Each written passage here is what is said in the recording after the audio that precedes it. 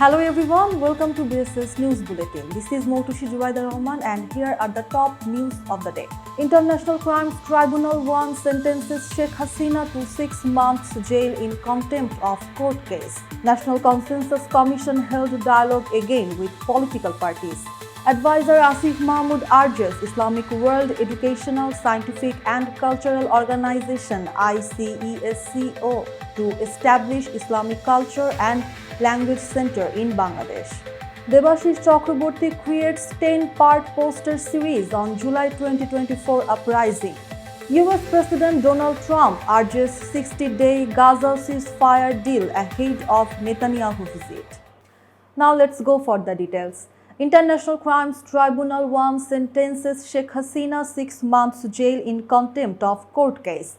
The International Crimes Tribunal 1 today, 2nd July, convicted and sentenced ousted Prime Minister Sheikh Hasina to 6 months in jail in a contempt of court case. The first tribunal in its judgment said that the sentences would come into effect from the day of her arrest or surrender. Chief Prosecutor Muhammad Tajul Islam, State Defense Counsel Amir Hossain and amicus curiae A.Y. Moshiuzzaman took part in the hearing today. The ICT-1 on 25th June adjourned till today, 2nd of July, the hearing of the case. The tribunal had passed the order allowing a time plea filed by amicus curiae Senior Advocate A.Y. Moshiuzzaman. The prosecution filed the complaint against the former premier's telephonic conversation, where she was heard saying that she has got the license to kill 227 people already. The tribunal, accepting the complaint, asked to submit her explanation on 15th May. National Consensus Commission held dialogue again with political parties. The 8th day of the second phase of meetings between political parties and the National Consensus Commission was held today, 2nd July.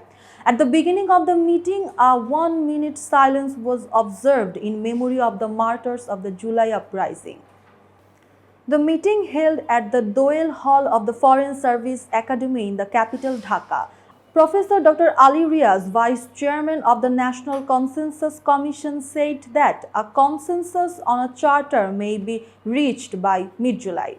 Representatives from 30 political parties, including the Bangladesh Nationalist Party (BNP), Bangladesh Jamaat-e-Islami, National Citizen Party (NCP), Communist Party of Bangladesh (CPB), Gano Adhikar Porishod, Gano Sanghati Andolon, and Amar Bangladesh Party participated in the discussion. The meeting was chaired by the Vice President of the Commission, Professor Ali Riaz. Other Commission members, including Safarraz Hussain, Justice Imdadul Haq, Bodiul Alum Mojumdar, and Ayub Mia, were also present. Advisor Asif Mahmud urges Islamic World Educational, Scientific and Cultural Organization ICT-1 to establish Islamic Culture and Language Center in Bangladesh. Youth and Sports Advisor Asif Mahmud Shojib held a high-level meeting with the Director General of the Islamic World Educational, Scientific and Cultural Organization, Dr. Salim M. AlMalik, on Tuesday, 1st July in Rabat, Morocco. The meeting took place at the ICT-1 headquarters.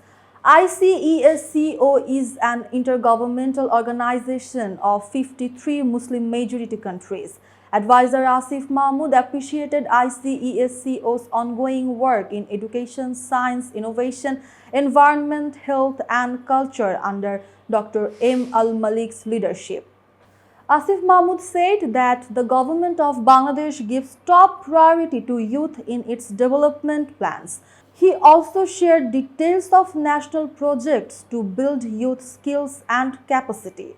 The advisor proposed establishing an Islamic Culture and Language Center in Bangladesh with ICT-1's support. He also asked for support to introduce ICT-1 smart classroom projects in Bangladeshi educational institutions. In response, the Director General of ICT-1, Dr. Salim M. AlMalik, praised the talent and potential of Bangladesh's youth. He acknowledged Bangladesh's steady financial contribution as a founding member, which has helped ICESCO's programs continue. Debashish Chakrabarty creates 10-part poster series on July 2024 Uprising. Artist Debashish Chakrabarty, one of the fighters of the July 2024 Uprising, has drawn 10 posters as part of the July Commemoration Programme at the request of the Ministry of Cultural Affairs. The posters illustrate why July became inevitable and what took place during the movement last year, according to a post shared on the verified Facebook page of the Interim Government Chief Advisor, Government of Bangladesh. One poster will be released each day in succession. The second poster of the series was released today, 2nd July. US President Donald Trump urges 60-day Gaza ceasefire deal ahead of Netanyahu visit. United States President Donald Trump on Tuesday, 1st July, urged Hamas to accept a 60-day ceasefire in Gaza, saying Israel had agreed to the deal. The announcement came ahead of the Israeli Prime Minister Benjamin Netanyahu's visit to Washington on 7th July.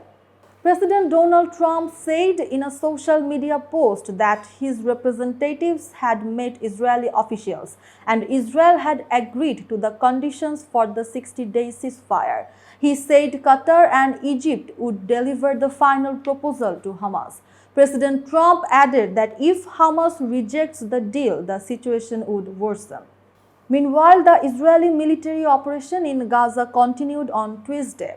Gaza Civil Defense Agency reported that at least 26 people were killed. The Israeli army said it had expanded its operations, targeting Hamas fighters and underground infrastructure. A resident of Gaza City, Rafah Haleh, said airstrikes and shelling had intensified and tanks were advancing. He said the violence increases whenever there is talk of a ceasefire. The International Committee of the Red Cross warned on Tuesday that Gaza's few remaining hospitals are overwhelmed. It raised alarm over the rising civilian casualties in Gaza City and Jabalia. Netanyahu confirmed his visit to Washington next week to meet President Donald Trump and United States security officials. Trump said Netanyahu also wants the war to end. Hamas official Tahir Annun said the group is open to any proposal that ensures a permanent ceasefire and full withdrawal of Israeli forces, but he added that no breakthrough has been reached yet. That's all for now. For more information, visit bssnews.net. Thanks for watching.